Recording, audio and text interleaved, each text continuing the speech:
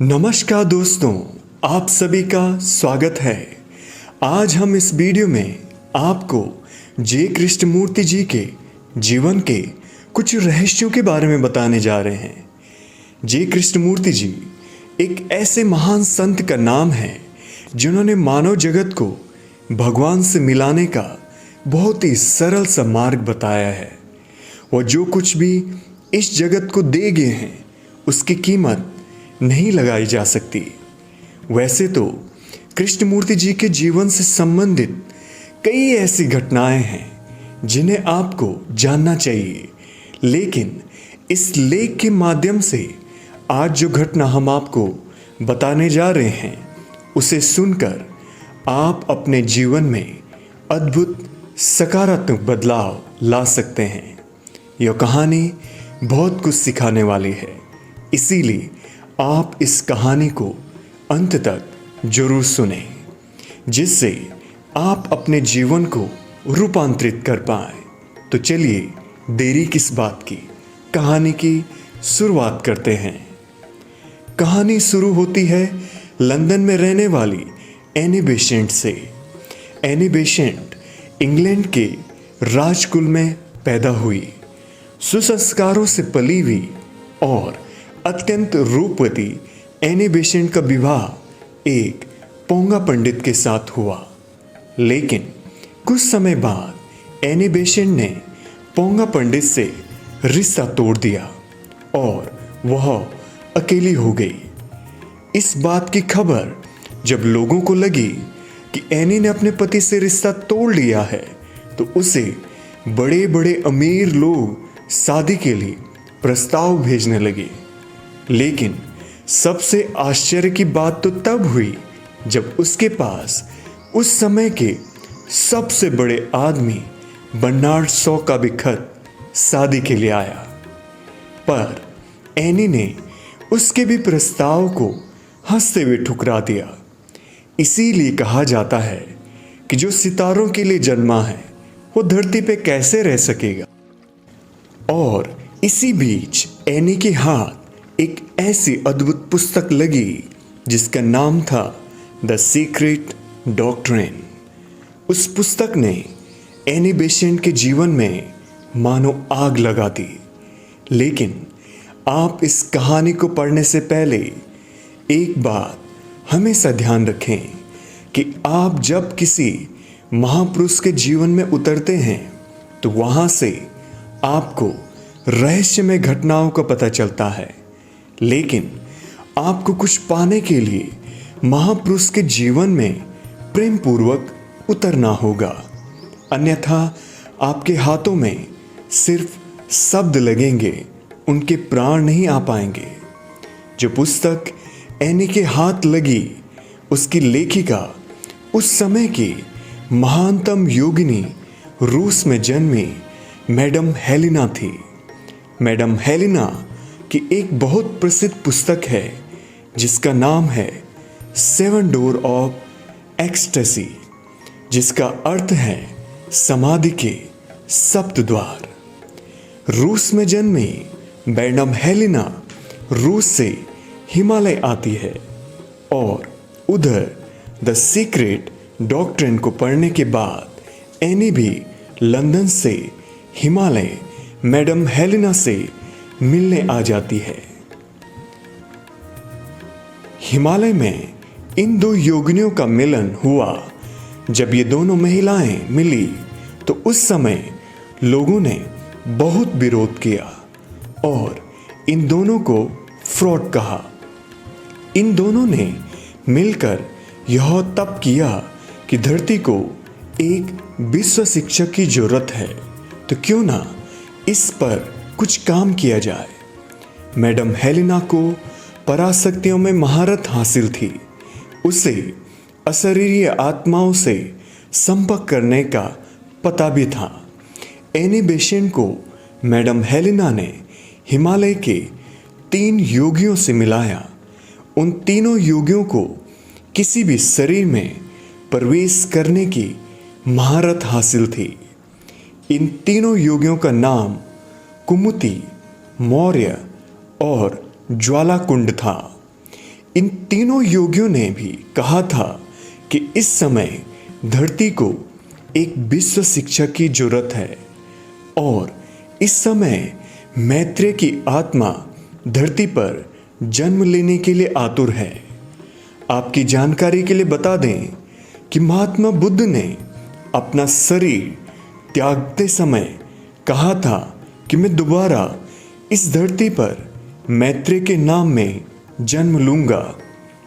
इन तीनों योगियों के कथानुसार गौतम बुद्ध की आत्मा को गर्भ खोजते खोजते 2500 वर्ष हो गए हैं, पर उस आत्मा को ऐसा गर्भ प्राप्त नहीं हो पा रहा है जिससे वो दोबारा शरीर धारण कर सके।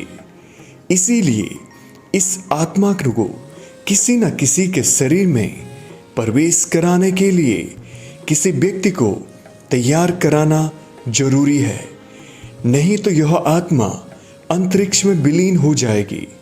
जे कृष्णमूर्ति का चुनाव। इन तीनों योगियों ने ध्यान के द्वारा उस समय धरती पर जो जागृत लोग थे उनको अपने विचारों को संप्रेषित करना शुरू किया। जब विचारों का संप्रेषण जागृत लोगों तक पहुंचने लगा तो उस समय एक महानतम व्यक्ति योगियों की मदद के लिए निकलकर सामने आया, जिसका नाम था मिस्टर अलकॉर्ड, जो अमेरिका का रहने वाला था। कर्नल अलकॉर्ड के आने के बाद मैत्रेय की आत्मा को शरीर में प्रवेश कराने के लिए एक बहुत बड़ा संगठन बना, जिसका नाम था थियोसॉफिकल सोसाइटी, और इसका मुख्यालय अमेरिका में बना। लेकिन कुछ कारणों से इसका मुख्यालय अमेरिका से भारत में स्थानांतरित किया गया और दक्षिणी भारत के अडयार में स्थापित किया गया, जो चेन्नई से 150 किलोमीटर की दूरी पे है। अब खोज शुरू हुई उस चेतना की जिस पर यह काम होना था। उन तीनों योगियों के संप्रेषण से प्रभावित होकर एक व्यक्ति और आया, जिसका नाम था ली पीटर। ली पीटर थियोसॉफिकल सोसाइटी में शामिल हो गया। ली पीटर के पास अद्भुत शक्तियां थी।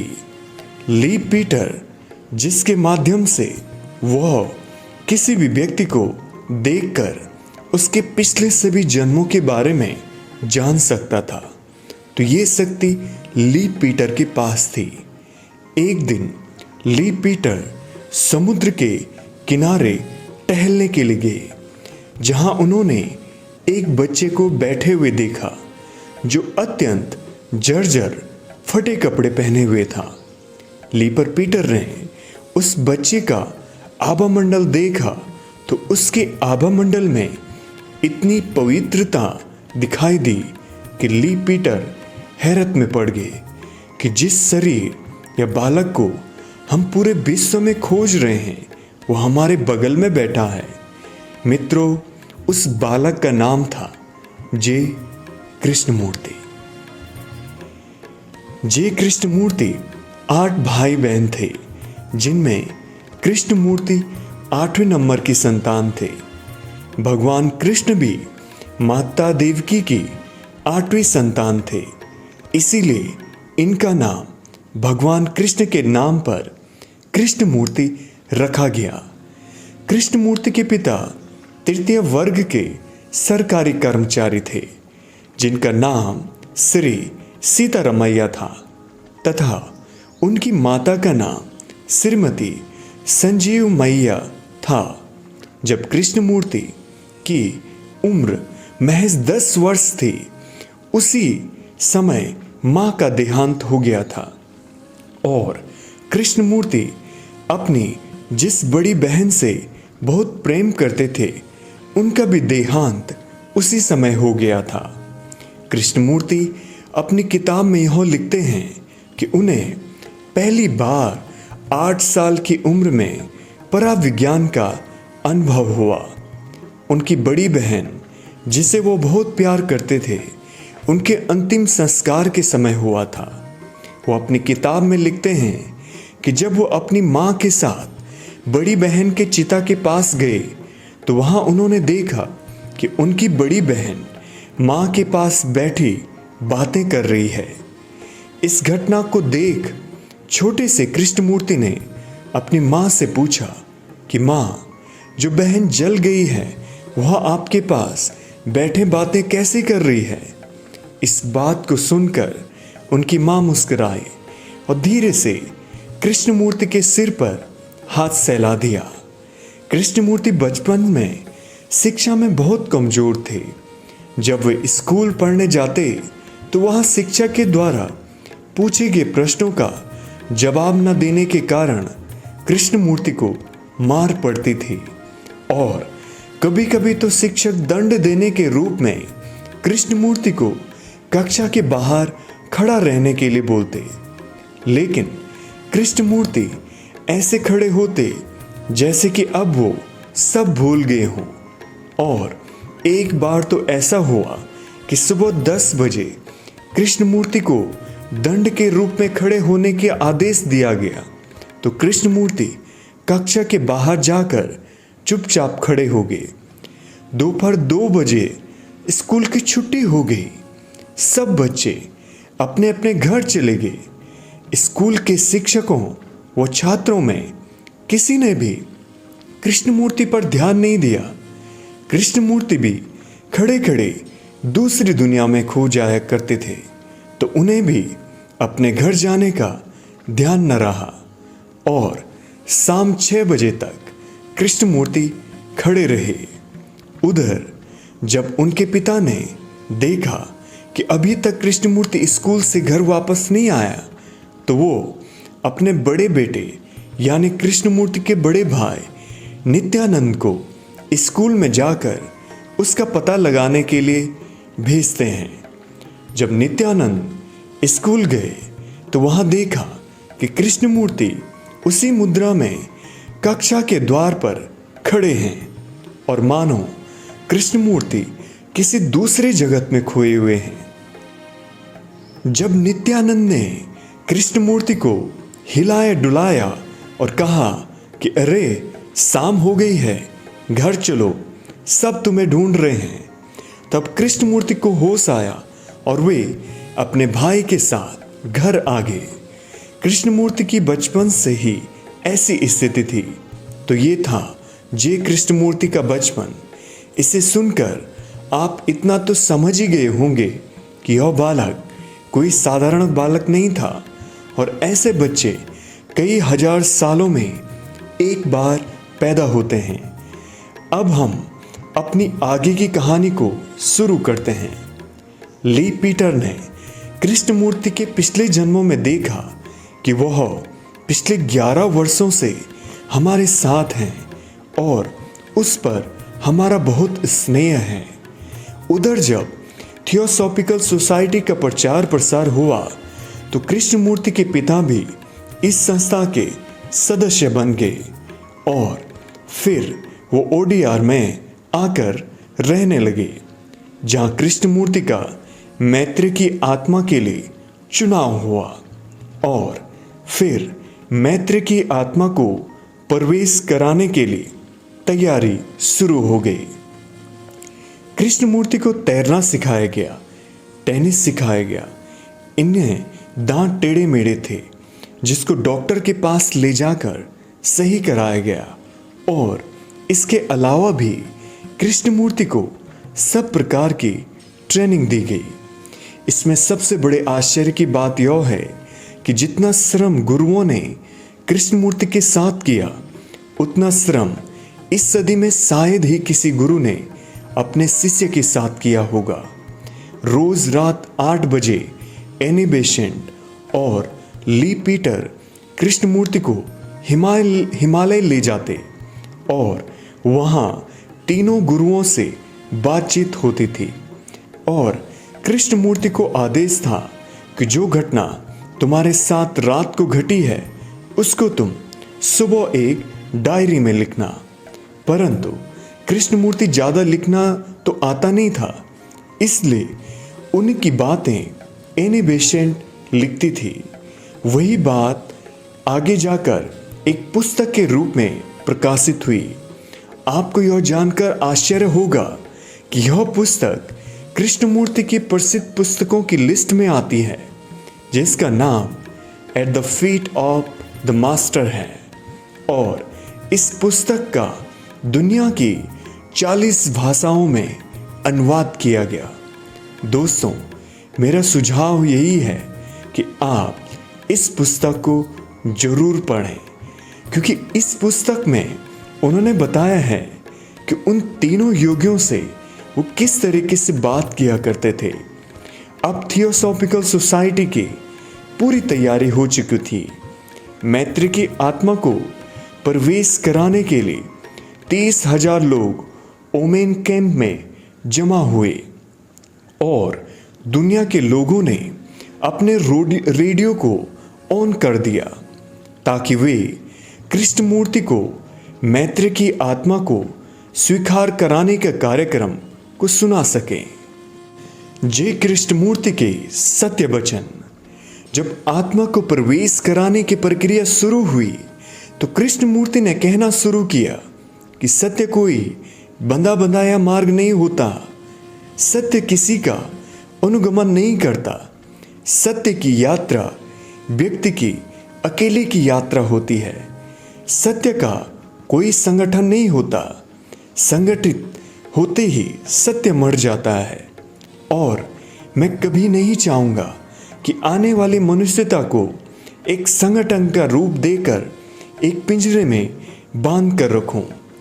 मैं यह भी देखता हूँ कि अगर मैं मैत्री की आत्मा को स्वीकार करता हूँ तो मुझे मालूम है कि हजारों लोगों सोए हुए बुद्धों के वक्त मेरे चरणों में आकर लौटने लगेंगे, जो मेरे किसी मतलब का नहीं है और जो मैं 4-5 लोगों के लिए धरती पर आया हूँ, उनके लिए मैं कुछ काम नहीं कर सकूँगा।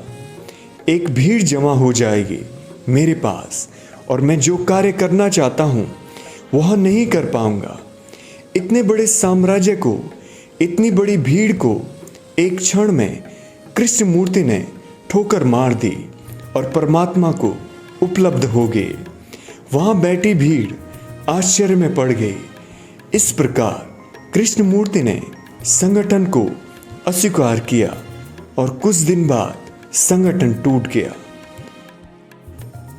इस घटना से सीखने योग्य बात, दोस्तों, यह बिल्कुल निश्चित है कि धर्म कभी भी संगठित नहीं हो सकता। धर्म एक प्रेम की तरह है। जैसे प्रेम व्यक्तिगत होता है जिसकी कोई परिभाषा नहीं होती है, ऐसे ही महानतम प्रेम भी व्यक्तिगत होता है जिसमें भक्त का भगवान से नाता होता है। संगठन भगवान तक पहुंचने के मार्ग में बहुत जटिल बना देता है, जिससे शायद ही उस मार्ग से भगवान को प्राप्त कर पाए। इसीलिए यदि आप भगवान को महसूस करना चाहते हैं तो अपना सरल स्वभाव बना के रखें। मुझे आशा है कि आपको इस कहानी को सुनकर आगे कुछ सीख मिलेगी आपके जीवन में। आगे मेरा प्रयास यही रहेगा कि मैं आपको ऐसी ही कहानी के बारे में अवगत कराता रहूं। इस कहानी से अगर आपके मन में कोई सवाल है तो आप हमें कमेंट करके जरूर बताएं। कहानी को ध्यानपूर्वक सुनने के लिए और अपना कीमती समय देने के लिए दिल की गहराइयों से आपका धन्यवाद।